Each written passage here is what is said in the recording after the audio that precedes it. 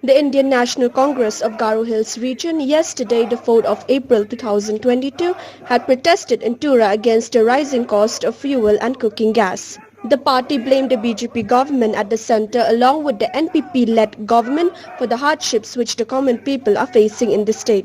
Members of the Youth Congress and Mahila Congress, among others, had joined the protests outside the Congress Bhavan in Tura and staged a sit-in demonstration holding placards and shouting slogans condemning both the central and the state government.